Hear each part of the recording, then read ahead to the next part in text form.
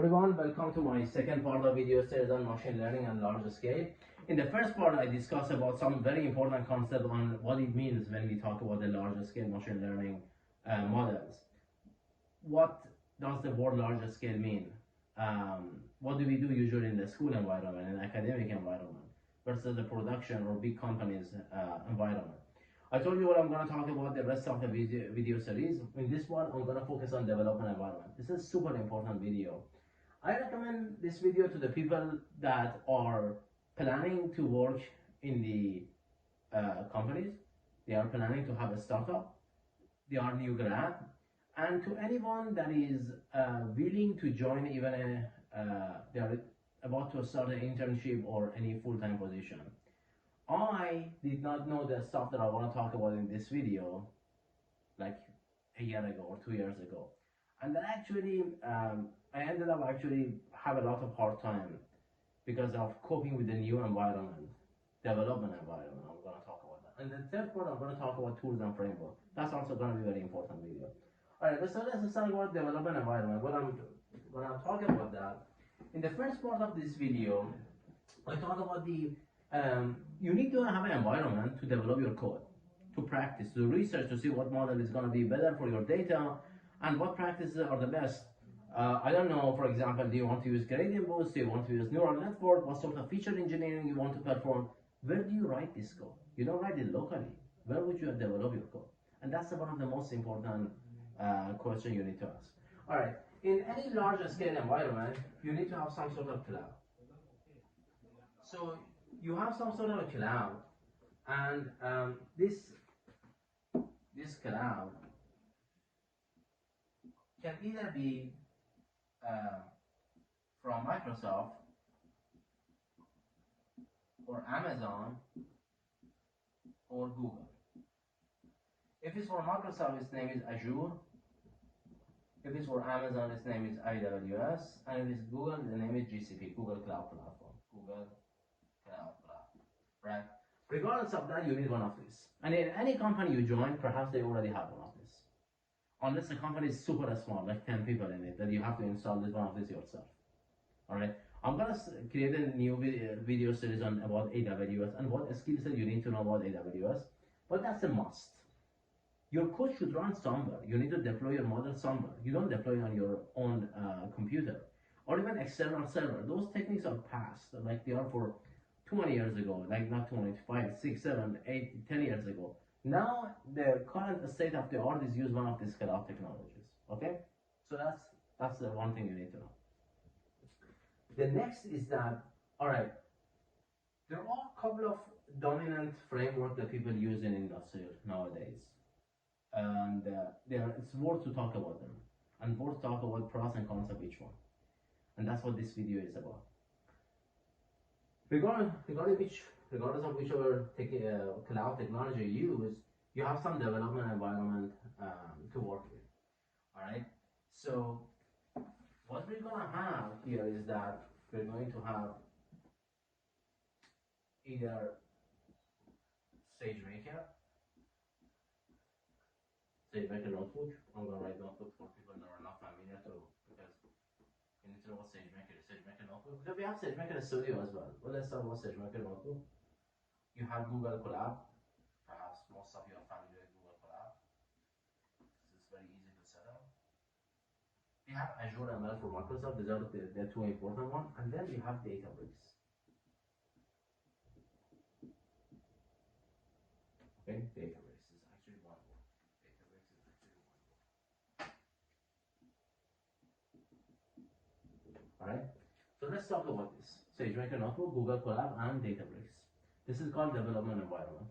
You can write your code in either DataBricks Notebook, it's actually a notebook, Google Colab, or SageMaker. Which one is best? Which one is better? All right, so here I'm gonna tell you information that perhaps you won't find in the internet. So for that purpose, I'm gonna, among the SageMaker and Google Colab, both of them have similar functionality. I'm gonna take SageMaker. So I'm gonna write SageMaker versus DataBricks. All right.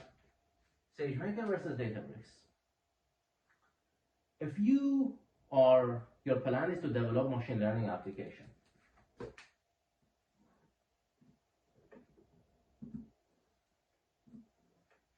I call it ML, here I call it task.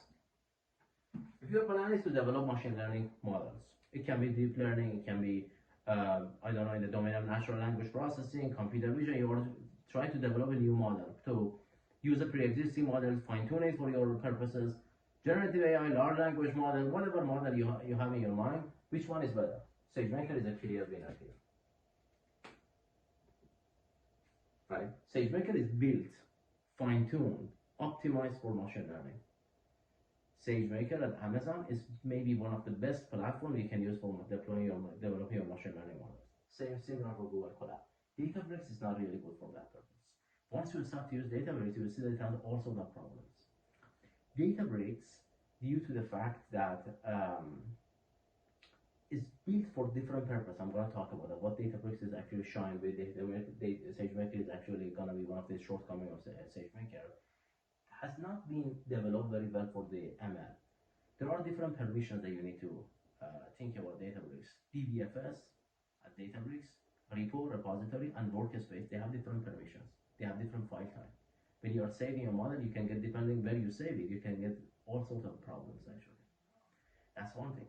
The second thing that you need to pay attention about DataBricks is that every time they actually come up with a new runtime version. Right now, I think they are runtime 14.2. Right? And they deprecate the previous runtime version, right? There are different packages they already have pre-installed for you, and those packages might have a conflict. That's another problem. Another thing that you need to remember is the DataBricks storage issue. When you create a neural net for big models, they all take big space. In DataBricks, you cannot really save it in a repository. That's the whole purpose of DataBricks, is develop a repository, connect your GitHub to that, and all sorts of stuff that is part of DataBricks ecosystem. Then you have to write a callback, save your checkpoint somewhere else, and all sorts of problems that DataBricks can create for you. Another thing is that DataBricks has its own standard. So in SageMaker, you can use MLflow, you can use TensorFlow. TensorFlow is actually common practice. Maybe most of you haven't heard of MLflow. MLflow is a DataBricks thing. So when you save a checkpoint, that might be also another issue. So all in all, most of the machine learning packages are more compatible with SageMaker than DataBricks. And frankly, SageMaker is a much more mature platform for machine learning. DataBricks was founded, I think, in 2015. It's very actually still like a new domain compared to SageMaker. All right. So as long as machine learning is concerned, SageMaker is a clear winner. All right. Now, big important, big data. When you want to work with the big data, we are talking about stuff like a Spark, PySpark, a Scala. You have a large data set that you cannot load into memory. The in-memory training or prediction is not really going to make sense. So you have to, you cannot use Python. You have to use the lazy training version of the PySpark or a Scala. In that case, SageMaker is a really bad platform. You can't even do SageMaker. Let's just, let me be frank with you. You cannot even use SageMaker. If you want, you can use another platform that Amazon has. It's called EMR, Elastic MapReduce. And you can connect Elastic MapReduce, Amazon Elastic MapReduce, AWS EMR, to SageMaker. But there are a lot of difficulties associated with that. So if your application requires large data, DataBricks perhaps is the best platform out there, the best platform. So for that, DataBricks is a clear thing. If you're working with a big data, DataBricks hands down is the best, right? If you want to decide to going with the SageMaker, then you need to have AWS EMR as well. So for the in-memory stuff, you use SageMaker. For lazy training or large data stuff or distributed training, distributed prediction, you use DataBricks. All right. Then here we go for something called the checkpoint or saving or storage, or in this case I would consider storing parameters. If you have developed any model in production, you see that this is a crucial part. During training, you find the best hyperparameters, you save the parameters of a model in some places, which I'm going to talk about right now, and then during testing you have to pull them, right? So during training, you train a model. During testing, you get those hyperparameters, and then you make a prediction. All right. So for this one, both of them are pretty good. In SageMaker, you can either use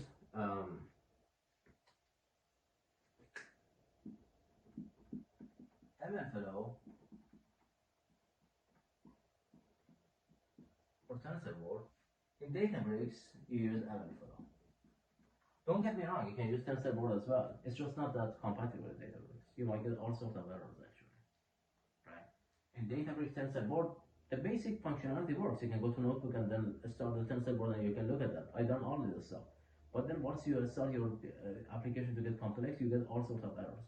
MLflow is a preferred technique because I don't know if you guys know or not. MLflow is developed by DataBricks company. So here TensorBoard is preferred, here is MLflow. Both of them are very nice. MLflow doesn't really have the chart functionality. They recently added that. It still is not as mature as the TensorBoard. All right. So for this one, you can use either of them. Machine learning development. Now here I'm gonna talk about the flexibility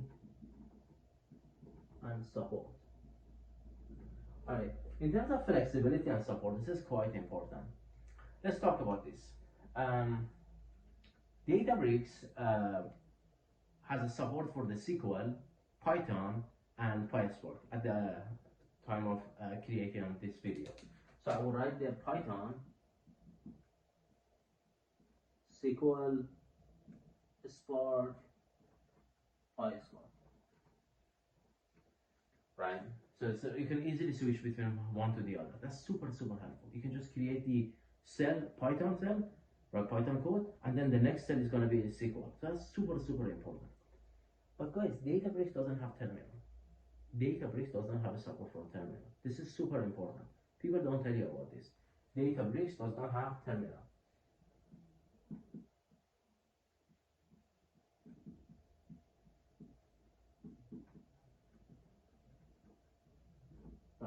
DataBricks doesn't have terminal, so you cannot really run your code from terminal. It doesn't give you the functionality that you can see in your when you run your code from the local environment.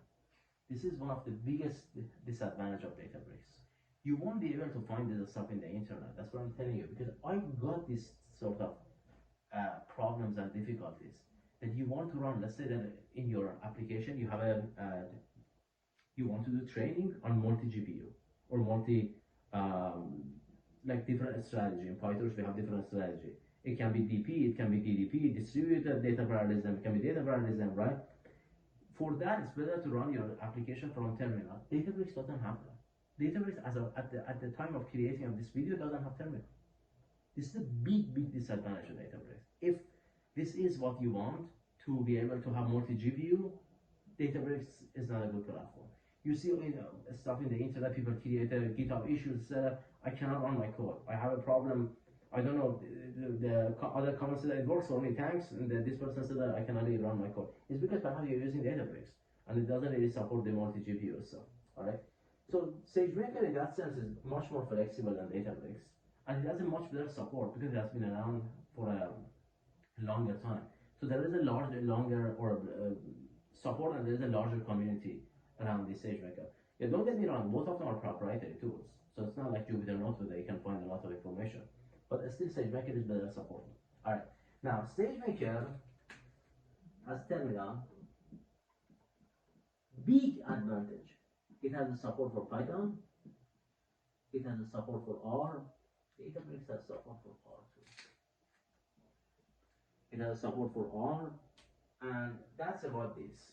So SageMaker, as I discussed, is not a really good thing for big data. If you want to use big SQL, go to Redshift stuff. If you want to use big data, use Amazon EMR, Elastic MapReduce, right? So in terms of a cost, it's gonna go to another video, actually compare the contrast them. Both of them are quite expensive. Amazon is a private instance of EC2, super expensive.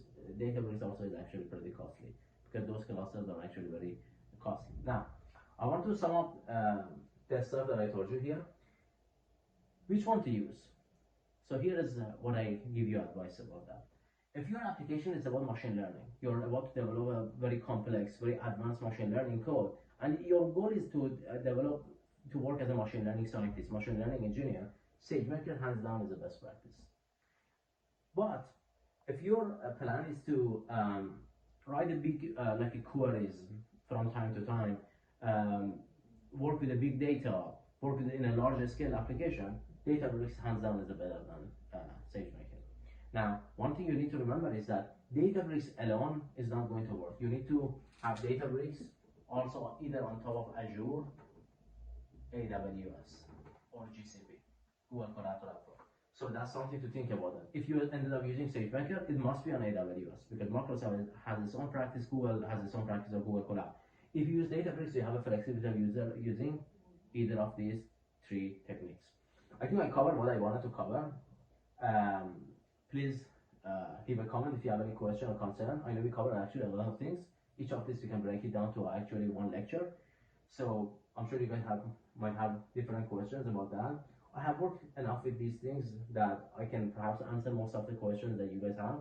Leave a comment if you have any question. Like always, if you like this video, please subscribe to the channel, like and share the video with your friends, and I will make sure I post more videos about the DataBricks and development environment. Thank you so much, and see you all in the next video.